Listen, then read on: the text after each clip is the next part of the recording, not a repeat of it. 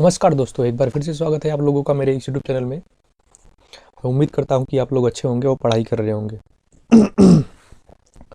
तो आज का जो हमारा मुद्दा है वो आरक्षण का मुद्दा है कि आरक्षण ज़रूरी है, क्यों, मतलब आरक्षण कितना ज़रूरी है, कितना नहीं ज़रूरी है, ये सब चीज़ें हैं। इन चीज़ों को देखने से पहले हम लोग देख लेते हैं कि अभी तक हम लोगों ने कौन कौन से टॉपिक को देख लिया है इस मूल अधिकार में, क्योंकि हमारा जो टॉपिक चल रहा है वो मूल अधिकार का चल रहा है।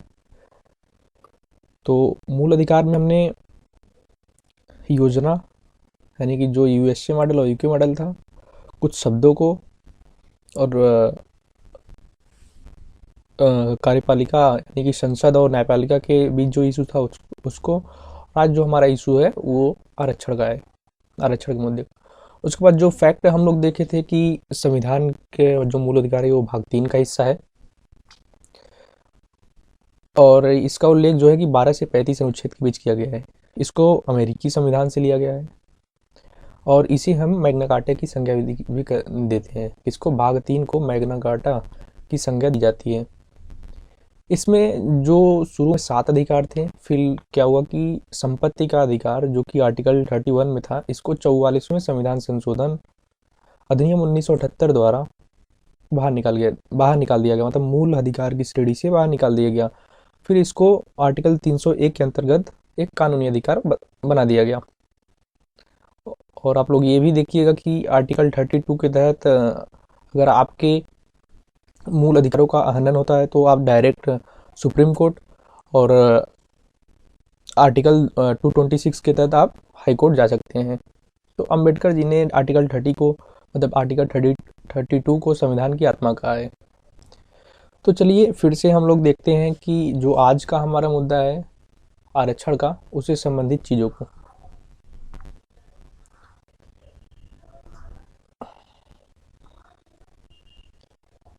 एक मिनट बस।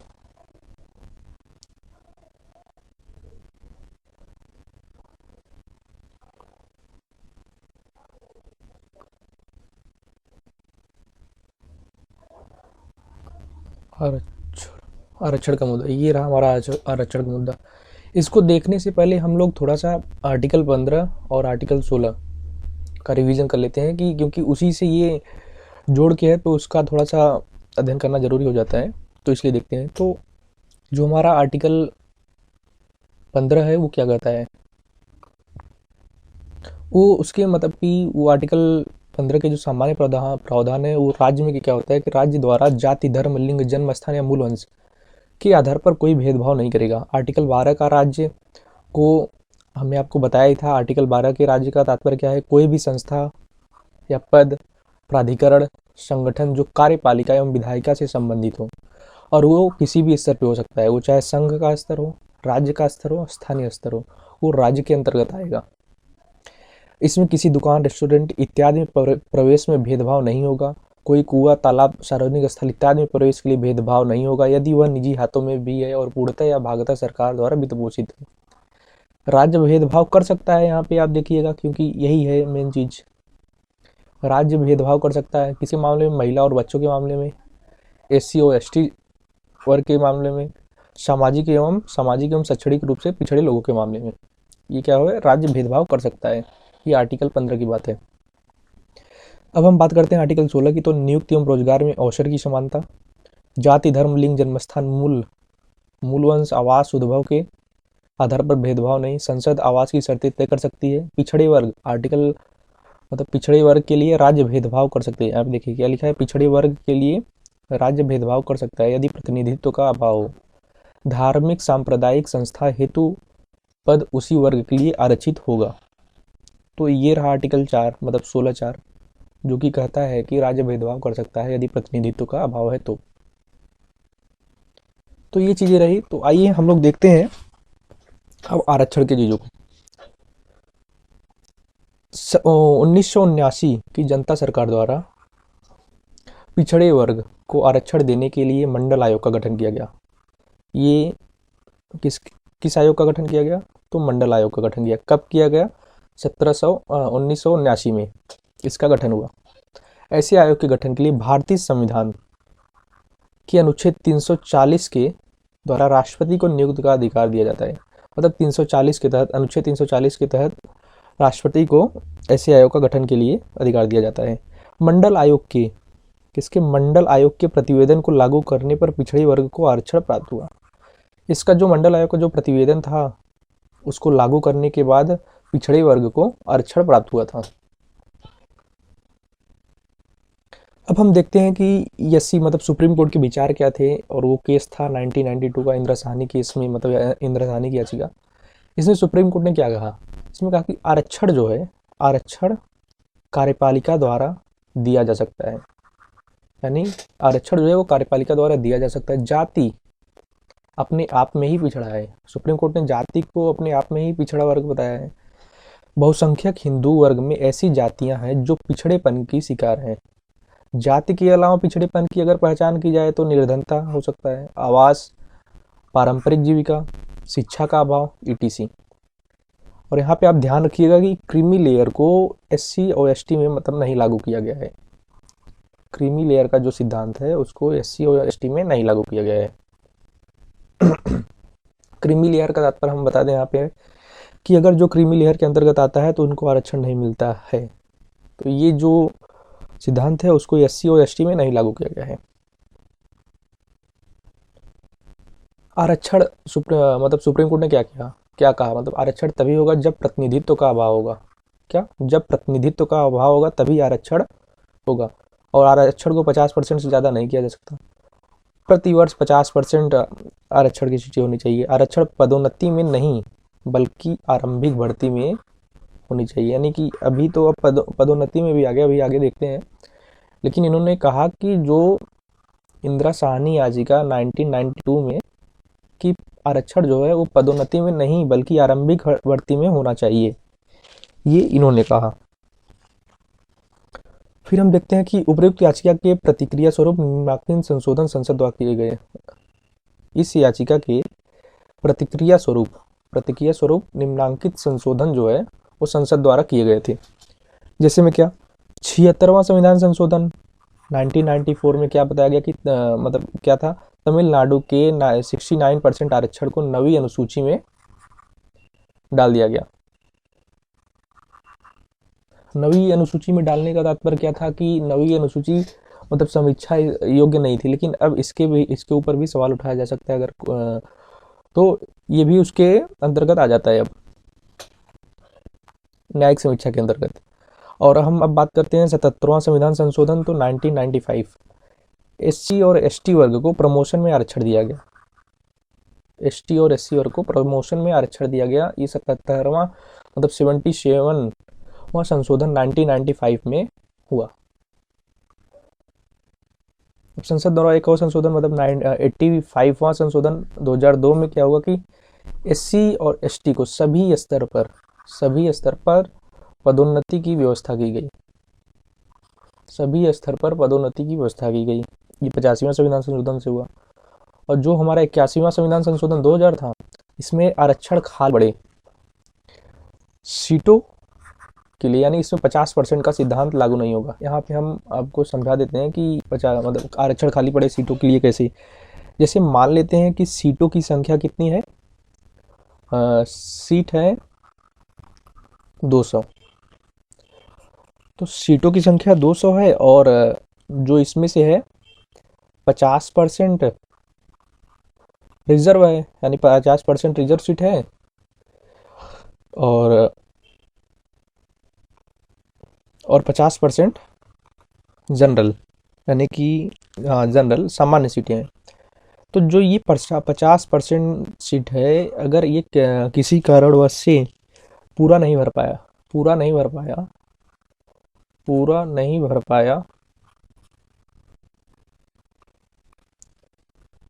मान लीजिए कि 50% में थे, यानी कि 100 सीट भरी, 100 सीट थी, तो 100 सीटों में से मान लेते हैं कि 50 खाली पड़ गई। तो फिर जो अगले साल जो मतलब कि नेक्स्ट जो भी सीट आएगी, जैसे मान लीजिए कि 100 सीट और आई, तो 100 सीट का निर्धारण जो होगा वो 50-50% पे होगा, 50%, 50%। ये सामान्य वर्ग के लिए और ये रिजर्वेशन के लिए। तो जो सॉरी, जो पिछली पड़ी खाली 50 सीटें थी उसको इसमें जोड़ दिया जाएगा, यानी 50 + 50 इक्वल टू 100 सीट हो जाएगी इनकी। यानी कि जो भी सीट पिछले साल बचा था उसको आगे जोड़ दिया जाएगा, उसके लिए 50% का सिद्धांत का जो वो है वो लागू नहीं होगा। मतलब जो आरक्षण खाली पड़े सीटों के लिए है इसमें 50% का सिद्धांत लागू नहीं होगा, वो तो रिजर्वेशन का ही, वो आगे जाके रिजर्वेशन में ही जुड़ जाएगा। तो ये चीज़ें थी 50% के सिद्धांत की, ये बात थी। यहाँ पे एक क्वेश्चन है, आप लोग इसको करने का प्रयास करिएगा। वो क्या है, क्या आपके विचार में जाति आधारित आरक्षण की व्यवस्था ठीक है? एससी के तर्क को ध्यान में रखते हुए अपने विचार व्यक्त करें। हाँ, सुप्रीम कोर्ट का जो तर्क था उसको ध्यान में रखते हुए आप विचार व्यक्त करिए। अब हम देखते हैं पदोन्नति के में आरक्षण, मतलब reservation of the promotion, promotion में जो आरक्षण मिला वो क्या है। जैसे कि 77वां संविधान संशोधन 1995 में एससी और एसटी को प्रोन्नति में आरक्षण दिया गया, और 50वें संविधान संशोधन 2002 में एससी और एसटी को सभी स्तर पर आरक्षण दिया गया संसद द्वारा ये चीज किया गया। तो ये रही आरक्षण, पदोन्नति में आरक्षण। तो हम देखते हैं कि प्रोन्नति में आरक्षण जो है एससी एसटी वर्ग को आरक्षण क्यों मिलना चाहिए, मतलब आरक्षण क्यों मिलना चाहिए, वो भी प्रमोशन में। सामाजिक न्याय हेतु राज्य जो है वो भेदभाव या सकारात्मक भेदभाव कर सकता है। एससी और एसटी वर्ग में 21वीं सदी में भी पिछड़ापन पाया जाता है। एससी और एसटी वर्ग का प्रतिनिधित्व तो सभी जगह पर देखने को नहीं मिलता है। इंदिरा साहनी की याचिका में एससी ने स्वयं माना है कि बहुसंख्यक वर्ग में अनेक जातियां ऐसी हैं जिसमें पिछड़ापन है। इन जातियों में अधिकतम पिछड़ापन एससी एसटी में ही पाए जाते हैं। ये आरक्षण क्यों है उसके संदर्भ में ये चीजें हैं कि उनको आरक्षण क्यों देना चाहिए, वो भी प्रोन्नति में। तो आप लोग इसको देख लीजिएगा, मतलब देख लिए होंगे कि हाँ आपको ये समझ में आ गया होगा क्यों इनको मिलना चाहिए आरक्षण। फिर उसके बाद अगर हम इसके विपक्ष में तर्क की बात करें तो ये क्या कहता है कि आरक्षण अत्यधिक देने से योग्यता पर समझौता करना पड़ेगा। अगर आरक्षण अत्यधिक दिया जाएगा तो योग्यता, क्योंकि अगर कोई जैसे में सामान्य वर्ग का है और कोई एससी या एसटी वर्ग का है, और जो सामान्य वर्ग वाला है वो उससे ज़्यादा एक्सपीरियंस, उससे ज़्यादा योग्य, लेकिन उसको आरक्षण की वजह से प्रमोशन नहीं मिल पाता है, और जो एसटी एसटी वर्ग का है वो इसकी योग्यता कम होते हुए भी, एक्सपीरियंस कम होते हुए भी उसको आरक्षण मिल जाता है और उनसे वो ऊपर पहुंच जाता है। तो यहाँ पे यही बताया गया है कि आरक्षण अत्यधिक देने से योग्यता पर समझौता करना पड़ता है। एससी और एसटी वर्ग में कई जातियां आगे आ चुकी हैं और सिर्फ वे ही इसका लाभ उठा लेते हैं। मतलब कि जो एससी एसटी वर्ग में जो जातियां आगे आ चुकी हैं, यानी कि जिनका मतलब विकास हो चुका है, जिनके लिए आरक्षण दिया गया था उस उनको प्राप्त हो गया और वो अच्छी खासी स्थिति में, वो भी वही इन चीज़ों का लाभ उठा लेती हैं, और जिसको मिलना चाहिए उनको नहीं मिल पाता है। सभी स्तर पर प्रतिनिधित्व एससी और एसटी का हुआ है या नहीं, इसकी स्पष्टता नहीं है। इसकी स्पष्टता है ही नहीं कि एससी और एसटी वर्ग का प्रतिनिधित्व सभी स्तर पर हुआ है या नहीं। कोई सर्वे भी नहीं हुआ है, बल्कि प्रोन्नति की वास्तविक जरूरत है या नहीं यह स्पष्ट हो सके, ये भी नहीं है। यह अंतिम रूप से अन्य वर्ग को हतोत्साहित करता है। क्या ये अंतिम रूप से अन्य वर्ग को हतोत्साहित करता है? अब हम देखते हैं कि सुप्रीम कोर्ट के विचार। नागराजनवाद 2006 में क्या कहा गया? एससी एसटी में पिछड़ापन आज भी है। ये किसने कहा? सुप्रीम कोर्ट ने कहा कि एससी एसटी में पिछड़ापन आज भी है। जहां प्रतिनिधित्व का अभाव है आरक्षण वहीं होना चाहिए। क्या जहां प्रतिनिधित्व का अभाव है आरक्षण वहीं होना चाहिए। कार्यपालिका समय समय पर आंकड़े प्रस्तुत करे।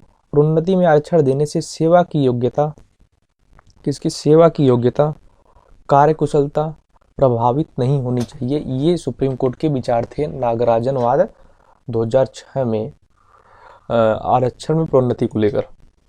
ये किसके विचार थे? सुप्रीम कोर्ट के विचार थे। और अब हम देखते हैं कि हाल ही में एससी मतलब सुप्रीम कोर्ट के विचार एससी और एसटी में प्रोन्नति को लेकर क्या थे, हाल के विचार हैं। एससी का यह मानना है कि कार्यपालिका को समय समय पर संगठनों, विभागों, मंत्रालयों का सर्वे करके एससी को मतलब सुप्रीम कोर्ट को प्रतिवेदन देना चाहिए। सुप्रीम कोर्ट को प्रतिवेदन देना चाहिए कि एससी और एसटी वर्ग का प्रतिनिधित्व किस संगठन में है या नहीं है। ये सुप्रीम कोर्ट ने क्या कहा कि कार्यपालिका को समय समय पर संगठनों, विभागों एवं मंत्रालयों का सर्वे करके सुप्रीम कोर्ट को प्रतिवेदन देना चाहिए कि एससी और एसटी वर्ग का कितना प्रतिनिधित्व किस संगठन में है या नहीं है। एससी ने यह भी माना है कि यदि कार्यपालिका ने सर्वे नहीं किया तो प्रोन्नति में आरक्षण दुरुपयोग होगा।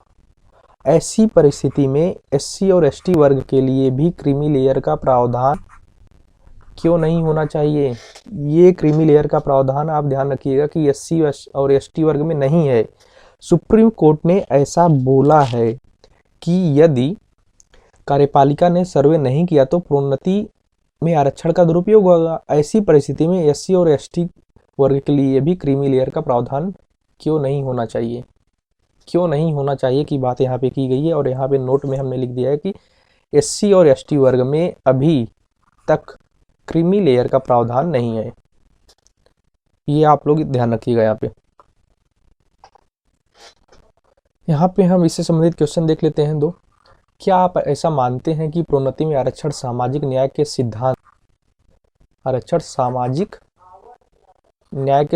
के लिए जरूरी है? तर्क वितर्क करें। क्या आप ऐसा मानते हैं कि प्रोन्नति में आरक्षण सामाजिक न्याय के सिद्धांत के लिए जरूरी है? तर्क वितर्क करें। तो इसको आप करने का अभ्यास करिएगा। दूसरा जो क्वेश्चन है, नागराजनवाद में प्रोन्नति के स्तर पर एससी और एसटी के लिए दिए गए आरक्षण पर सर्वोच्च न्यायालय द्वारा प्रस्तुत विचारों का वर्णन करें। आप लोग जो नागराजनवाद 2006 में जो एससी और एसटी के लिए सर्वोच्च न्यायालय द्वारा विचार प्रस्तुत किए गए हैं उसका वर्णन करना है आपको यहाँ पे। तो आप लोग इन दोनों क्वेश्चन का करने का अभ्यास करिएगा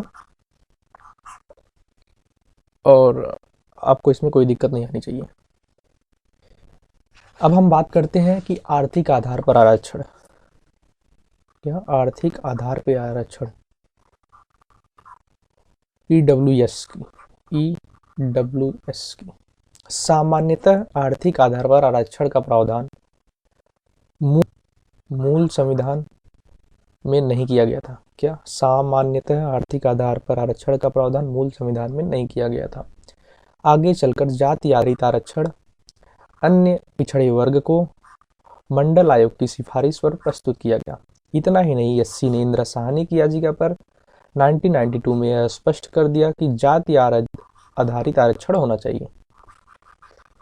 1992 में इंदिरा साहनी याचिका में यह स्पष्ट कर दिया गया कि जाति आधारित आरक्षण होना चाहिए।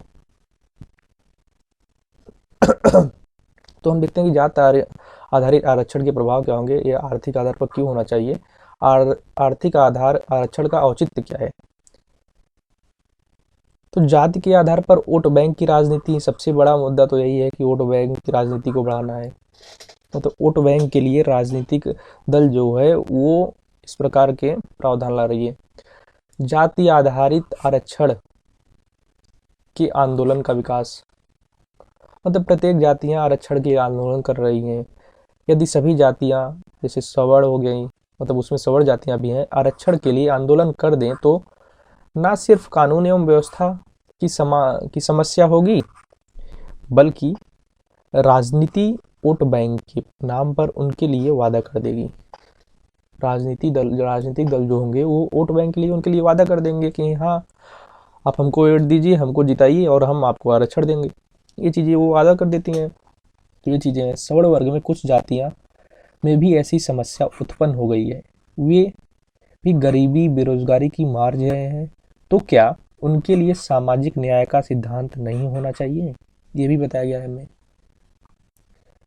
और इसके बाद हम देखें तो इंदिरा साहनी की याचिका में एससी ने सुप्रीम कोर्ट ने जाति के अलावा पिछड़ेपन को गरीब, भूखमरी, आवास, परंपरागत आवास मतलब परंपरागत व्यवसाय इत्यादि पर परिभाषित किया है, अर्थात जाति के अलावा भी आधार बन सकता है। ये इंदिरा साहनी केस की बात है।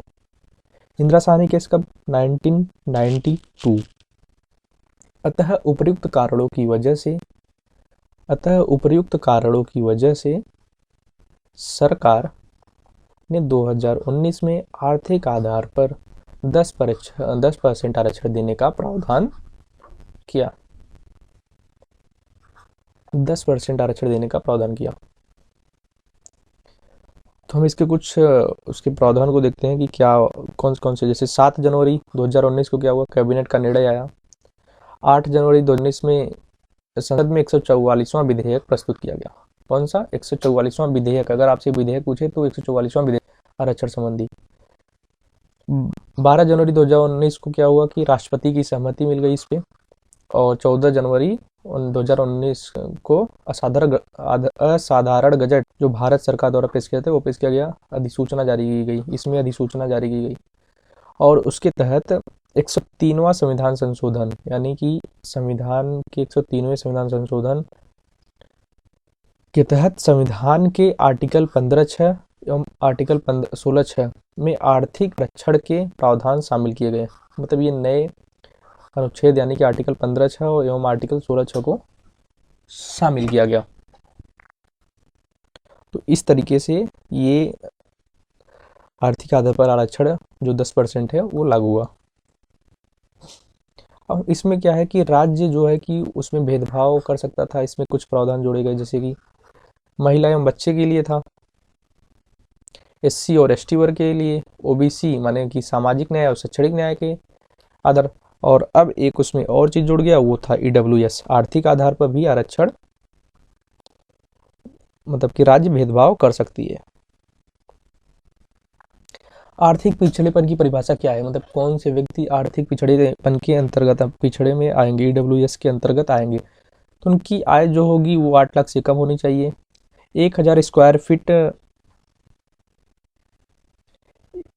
स्क्वायर फीट से कम मकान का क्षेत्र ग्रामीण क्षेत्र में होना चाहिए और 100 स्क्वायर फीट से कम मकान का क्षेत्र शहर पंजीकृत नगर पालिका में होनी चाहिए और 200 स्क्वायर फीट से कम का मकान का क्षेत्र जो होना चाहिए वो छोटा कस्बा या गैर पंजीकृत नगर पालिका में होनी चाहिए।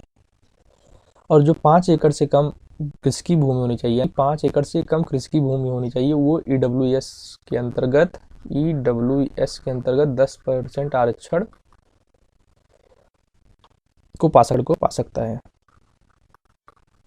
क्या क्या होनी चाहिए? 8 लाख से कम आय, 100 स्क्वायर फीट से कम मकान का क्षेत्र ग्रामीण क्षेत्र में, 1000 स्क्वायर फीट से कम मकान का क्षेत्र ग्रामीण क्षेत्र में, 100 स्क्वायर फीट से कम मकान का क्षेत्र शहर या पंजीकृत नगर पालिका में, 200 स्क्वायर फीट से कम मकान का क्षेत्र छोटा कस्बा जिसे गैर पंजीकृत नगर पालिका में, और 5 एकड़ से कम कृषि भूमि होनी चाहिए।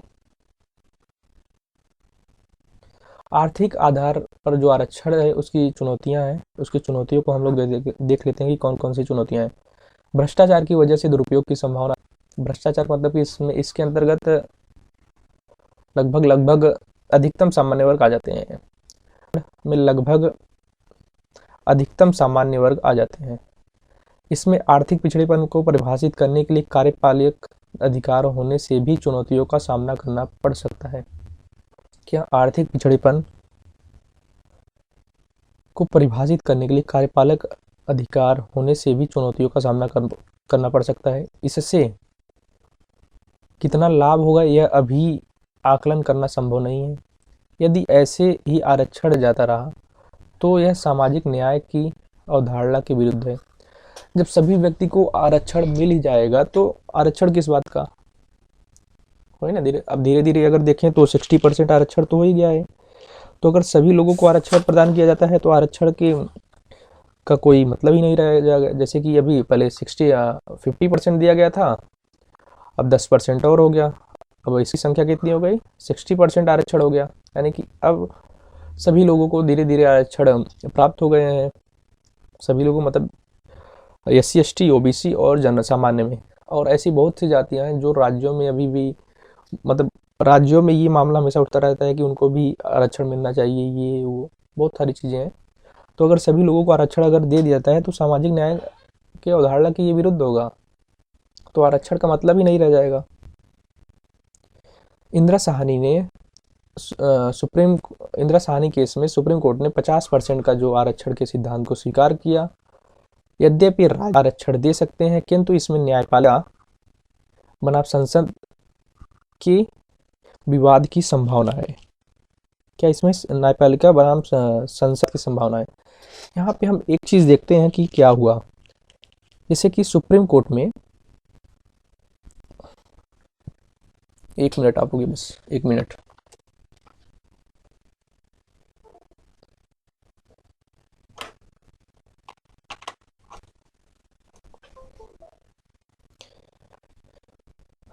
हाँ, तो मैं क्या बोल रहा था कि जो इंदिरा साहनी केस में 80 ने 50% का आरक्षण के सिद्धांत को स्वीकार किया है। यद्यपि राज्य आरक्षण दे सकता है, किंतु इसमें न्यायपालिका बनाम संसद के विवाद की संभावना है। तो इसमें क्या हुआ देखिए, सुप्रीम कोर्ट में एक youth for equality youth for equality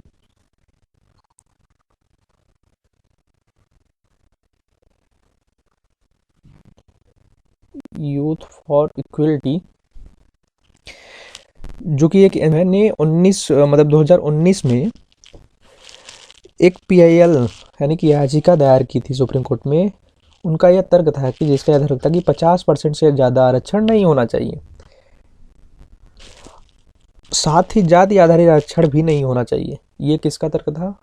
youth for equality का। इन्होंने सुप्रीम कोर्ट में 2019 में इस 10% आरक्षण के बाद एक याचिका दायर की है। साथ ही इन्होंने बताया कि आरक्षण जो है वो जाति के आधार पर भी नहीं होना चाहिए, और ओबीसी वर्ग के अंदर भी आर्थिक पिछड़े वर्ग को 10% आरक्षण शामिल करना चाहिए। इन्होंने क्या कहा कि ओबीसी वर्ग के अंतर्गत भी 10% आर्थिक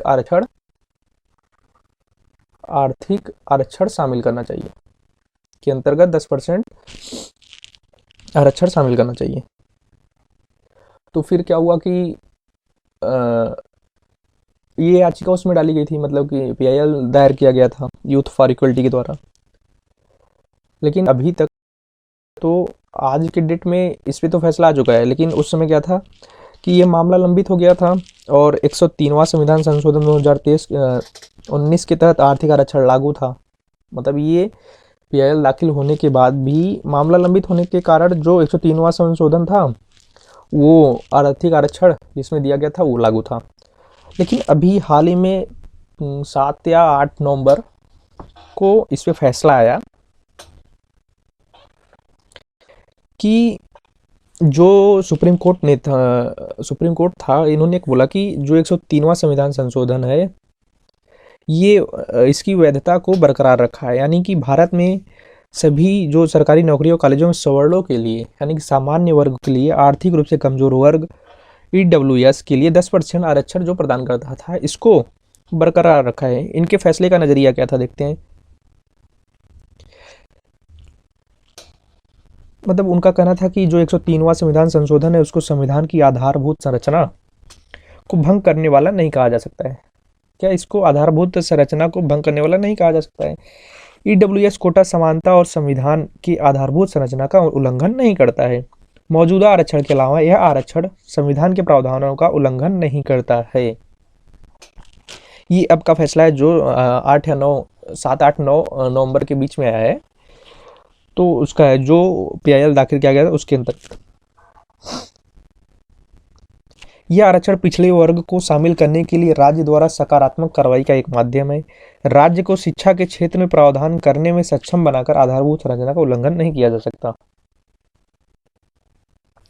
आरक्षण न केवल सामाजिक और आर्थिक रूप से पिछड़े वर्गों को समाज की मुख्य धारा में शामिल करने के लिए, बल्कि वंचित वर्ग भी महत्वपूर्ण है। और उनका कहना था कि जो मंडल आयोग द्वारा निर्धारित 50% की अधिकतम सीमा के आधार पर ईडब्ल्यूएस के लिए आरक्षण का प्रावधान आधारभूत संरचना का खंडन नहीं है, क्योंकि इसकी उच्चतम सीमा में लचीलापन है। क्या जो 50% का सीमा का नियम था, 50% आरक्षण होना चाहिए, उससे अधिक नहीं होना चाहिए, इंदिरा साहनी फैसले में सर्वोच्च न्यायालय ने यह निर्धारित किया था। तो उनका कहना था कि वो लचीला था। इसके अलावा इसे केवल एससी, एसटी और ओबीसी समुदायों के लिए लागू किया गया था। मतलब कि एससी, एसटी और ओबीसी समुदायों के लिए लागू किया गया था। ऐसा तो है नहीं कि आर्थिक रूप से जो सामान्य वर्ग हैं वो कमज़ोर रहेंगे, वो भी तो आर्थिक रूप से कमज़ोर हैं, तो उनके लिए लागू नहीं किया गया था। इसलिए यह जो फैसला है, ये जो 10% आरक्षण है वो सही है। तो अनुसूचित जाति, अनुसूचित जनजाति और पिछड़ा वर्ग, जिनके लिए पहले से ही अनुच्छेद 15(4) और 15(5) और 16(4) में विशेष प्रावधान किए गए थे, सामान्य या अनारक्षित श्रेणी में एक अलग श्रेणी में आते हैं। क्या था, जो ये लोग थे, यानी कौन, अनुसूचित जाति, अनुसूचित जनजाति और पिछड़ा वर्ग, इनके लिए 15(4), 15(5) और 16(4) में विशेष प्रावधान किए गए थे। फिर क्या हुआ कि अब संविधान में सामान्य वर्ग के लिए 15(6), अनुच्छेद 15(6) और 16(6), क्या अनुच्छेद 15(6) और 16(6) को 10% कोटा यानी 103वें संविधान संशोधन 2019 के तहत इसको इसमें सम्मिलित कर दिया गया। और जो ये आर्थिक वर्ग, मतलब आर्थिक रूप से कमजोर वर्गों यानी कि ईडब्ल्यूएस हेतु ये क्या करता है कि शिक्षा संस्थानों में प्रवेश और नौकरी में आर्थिक आरक्षण के लिए है। तो ये चीज़ें हैं। इनका अब सुप्रीम कोर्ट का भी फैसला आ गया है कि ये जो 10% आरक्षण का सिद्धांत है ये सही है। क्या है, ये जो 10% आरक्षण का सिद्धांत है ये सही है। तो अब ऐसा कुछ बचा नहीं है कि क्या होना चाहिए कि नहीं होना चाहिए। तो सुप्रीम कोर्ट ने बोल दिया है कि ये जो फैसला था, मतलब जो 10% आरक्षण है, ये कहीं से भी गलत नहीं है, क्योंकि इसके पहले अगर हम देखो तो अनुसूचित जाति, अनुसूचित जनजाति और उनके क्या नाम, पिछड़े वर्ग के लिए आरक्षण का प्रावधान था, और जो कि इसके लिए था नहीं, सामान्य वर्ग के आरक्षण का प्रावधान नहीं था, तो उनके लिए भी आरक्षण का प्रावधान कर दिया। तो ये पूरी तरह से वैध है और इसमें किसी प्रकार की कोई दिक्कत नहीं है। ये चीजें सुप्रीम कोर्ट ने बोली है। लेकिन हम ये आरक्षण को कब तक सही मानेंगे, मतलब कब, मतलब कि आरक्षण सही है कि नहीं सही है, ये कैसे पता चलेगा। तो इसके लिए जब तक नेशनल इलेक्ट्रॉनिक आइडेंटिटी नहीं बनाई जाएगी तब तक आर्थिक आरक्षण संचालित नहीं किया जा सकता। कैसे, जो आर्थिक आरक्षण होगा, जैसे कि ये ऐसा नहीं इसमें, जिसमें क्रीमी लेयर, जैसे कि ओबीसी वाले में जो है उसमें क्रीमी लेयर का सिद्धांत जो लागू है कि 8 लाख से नीचे जिसकी आय होगी, 8 लाख से ऊपर जो होगा वो क्रीमी लेयर के अंतर्गत आएगा, यानी कि उसको आरक्षण का जो वो होगा उसका अधिकार प्राप्त नहीं होगा आरक्षण का। लेकिन उसमें भी ये है कि उसमें भी नहीं पता चल पाता कि कौन इसके अंतर्गत है, कौन इसके अंतर्गत नहीं है। तो जो आर्थिक आरक्षण है उसको संचालित नहीं किया जा सकता जब तक e governance, national electronic identity नहीं बनाया जाएगी। इसके लिए क्या क्या करना चाहिए, तो आधार योजना पर बल देना चाहिए, ई गवर्नेंस, मोबाइल गवर्नेंस को मजबूत करना चाहिए, सभी भारतीय अपना आईटीआर, इनकम टैक्स रिटर्न भरें। इसके लिए एक राष्ट्रीय संस्कृति का निर्माण करना होगा, मतलब एक जागरूकता फैलानी होगी। जो व्यक्ति, जैसे कि आप लोग ही हैं, तो पढ़ाई कर रहे हैं तो आप लोग अपना आईटीआर भर सकते हैं और भरना भी चाहिए, क्योंकि इससे होता है ना कि एक पता चलता है कि हम इस देश के जागरूक नागरिक हैं, शिक्षित हैं, ये चीज़ें भी पता चलती हैं। और ये आपके लिए अच्छा भी होता है कि अगर आपका जो सिविल होता है तो सिविल अच्छा बना रहता है, तो भविष्य में आपको इससे हो सकता है फ़ायदा का, मतलब आपका जो, अगर आप बैंक में लोन वगैरह किसी कारणों से लोन लेना चाहते हैं तो आपको आसानी से मिल जाएगा। अगर आपको वो देखा जाएगा कि आपने 2 साल में जितने आईटीआर भरे, इनकम टैक्स रिटर्न, उसकी अगर आप उस स्लिप दिखाएंगे तो वो बैंक द्वारा आपको लोन जो है वो आसानी से प्राप्त हो जाएगा। अतः यदि उपयुक्त व्यवस्था हो जाती है तो लोगों के आर्थिक स्थिति की जानकारी जो होगी वो सरकार को होगी और इसका प्रमाण पत्र सभी को स्वतः प्राप्त हो जाएगा। यानी कि अगर आप आईटीआर वगैरह भरेंगे, पैन कार्ड बनवाए हैं, आधार कार्ड से जुड़े हैं, तो क्या होगा कि सरकार को इसकी जानकारी रहेगी कि आपकी आय क्या है। तो इस स्थिति में क्या होगा, जो ये आरक्षण है, जो आर्थिक आरक्षण का वो है, और या क्रीमी लेयर का सिद्धांत है, वो सरकार को डायरेक्ट पता चल जाएगा कि कौन इसके अंतर्गत आता है और कौन इसके अंतर्गत नहीं आता है। ये डायरेक्ट, ये चीज़ें डायरेक्ट आपको प्रमाण पत्र दे दिया जाएगा, वो भी ऑनलाइन आपके मेल पे भेज दिया जाएगा, या कहीं से भी करके आपको आपके पास उसको पहुंचा दिया जाएगा कि ये चीज़ें, मतलब आप आरक्षण के अंतर्गत आते हैं तो आप इसका अधिकार प्राप्त कर सकते हैं, नहीं तो नहीं। तो ये रहा हमारा आरक्षण का मुद्दा।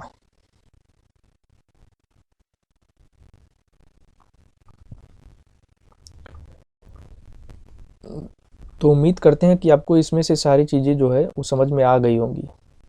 तो इससे जो आर्थिक आरक्षण है, इससे संबंधित एक क्वेश्चन है, उसको क्या आप ऐसा मानते हैं कि भारत में आर्थिक आधार आरक्षण तब तक नहीं हो सकता जब तक ठीक तरीके से ई गवर्नेंस एवं आधार योजना जैसे राष्ट्रीय इलेक्ट्रॉनिक पहचान को ना बना लिया जाए।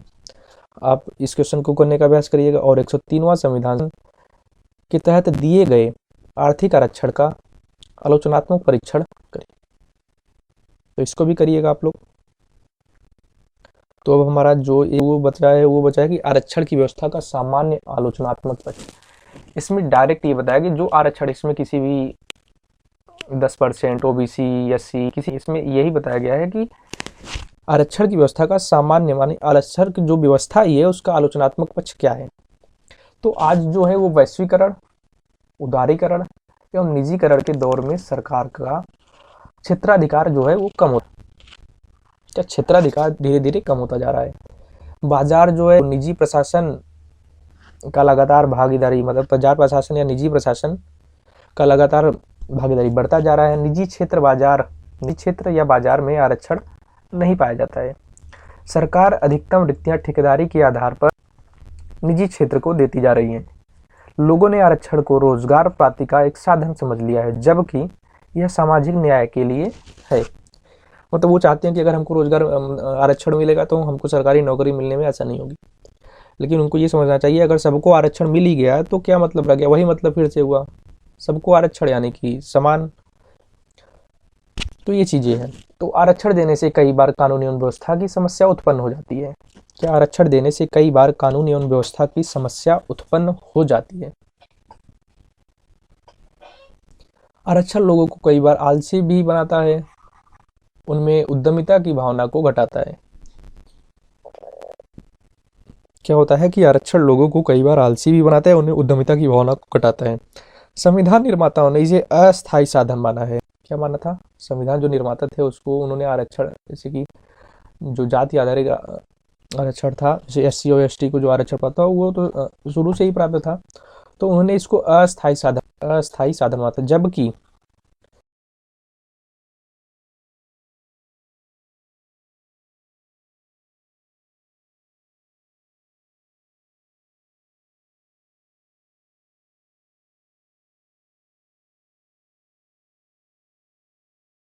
छोड़ देंगे तो ये चीजें अब वोट बैंक को बढ़ाने का अवसर है। अब वोट बैंक की राजनीति हो गई है। सामाजिक न्याय के सिद्धांत के बजाय आज आर्थिक सुधार, निवेश में बढ़ोतरी से अधिक लाभ प्राप्त हो सकता है, ये बताया गया है। तो ये रहे आलोचनात्मक चीजें जो आरक्षण को लेकर है कि आरक्षण होना चाहिए कि नहीं होना चाहिए, ये चीजें हैं। तो उम्मीद करते हैं कि आपको पूरी चीजें समझ में और आसानी से अच्छे से समझ में आ गई होंगी और किसी प्रकार का कोई दिक्कत या परेशानी नहीं होगी। इसमें जो क्वेश्चन दिए गए हैं उसे भी आप आसानी से कर सकते हैं। यानी कि अभी तक अगर हम देखें तो हम लोगों ने योजना को पढ़ लिया है, यानी कि पूरी योजना, संविधान, मतलब क्या क्या चीजें खत्म कर चुके हैं। संघ राज्य क्षेत्र जो 1 से 4 आर्टिकल था, भाग 1 जो संविधान का भाग 1 था उसको खत्म कर चुके हैं। इसको भाग को खत्म कर चुके हैं, भाग 1, और नागरिक को चुके हैं।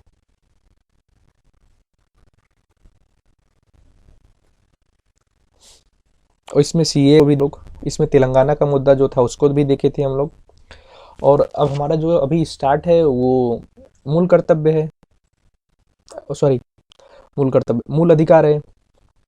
तो उन चीज़ों को हम लोग देख रहे हैं जो 35 अनुच्छेद के बीच में है, और इसको अभी तक हम लोगों ने 12, 13, 14, 15 और 16 यहाँ तक अनुच्छेद को देख लिया है।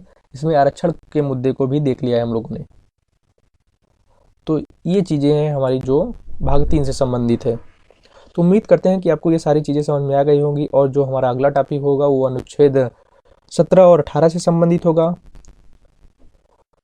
तो अगर आपको किसी प्रकार की कोई दिक्कत या परेशानी होती है तो कमेंट करके ज़रूर पूछेगा। तो मिलते हैं आपसे अगले वीडियो में। तब धन्यवाद। धन्यवाद।